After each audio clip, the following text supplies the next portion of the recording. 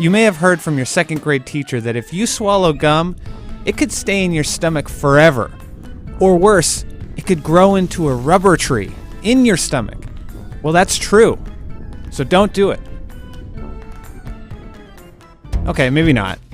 Swallowing chewing gum isn't really going to plant trees in your stomach, but that's no reason to start doing it regularly. Here's what happens to your body when you swallow gum. When you eat standard food, 3 processes go to work in your body to turn that food into fuel. The first is obvious. It's chewing. The process breaks food down into smaller and smaller pieces, increasing the surface area. Meanwhile, saliva coats those pieces, delivering enzymes that help break down the food. Finally, once swallowed, the stomach acids turn any remaining food pieces into mush. This lets the food pass through the rest of your digestive tract smoothly. But gum doesn't play by those rules. As much as you chew it, gum doesn't break into smaller pieces. It's because it's gum. Duh. Gum has been around much longer than you think. Ancient Mayans and Aztecs harvested resin from a sapodilla tree. They would dry it into a cha and chew it to stave off hunger. Even back then, it was also recognized as a breath freshener. However, most gum today is made from natural or synthetic polymers, most commonly butyl rubber. It's used in all kinds of products, including adhesives, fiber optics, sealants, cling film, paper, fuel, explosives, sporting equipment, roofing, bottle stoppers, and tires. But don't worry, the butyl in your gum won't make you sick. That's because it can't be broken down. The wad of chewing gum hits your stomach intact. Your saliva enzymes and your stomach acid can't touch the butyl in the gum base, but that doesn't mean it just hangs out.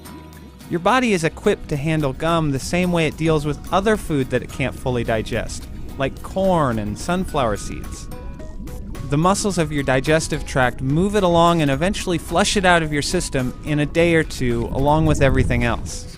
So no, the gum doesn't stay in your body when you swallow it, but that's no reason to start gulping it down by the pack. The more gum your body has to process, the higher likelihood that it will build up. This gum mass can potentially clog your digestive tract, causing an intestinal blockage, which can trigger stomach pain or constipation. There's a lovely name for this blockage, a bezor. An 18-year-old Israeli woman once suffered from a bezor that blocked her stomach. The problem? Turns out she had been swallowing at least 5 pieces of gum every day. The blockage had grown so large that doctors had to break it into smaller pieces and then fish it out of her, piece by piece. But chewing gum alone isn't necessarily bad for you. A couple of small studies have shown that the act of chewing gum can actually help relax you, because it can help reduce levels of cortisol, a common stress hormone, in your saliva.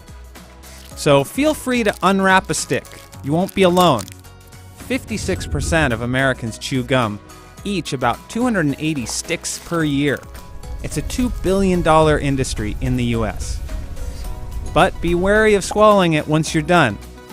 The occasional piece of gum won't hurt, but with everything else your body already does for you, why put it through with the extra work? Also, don't spit it out on the ground. That's just gross. Find a trash can, like a normal person.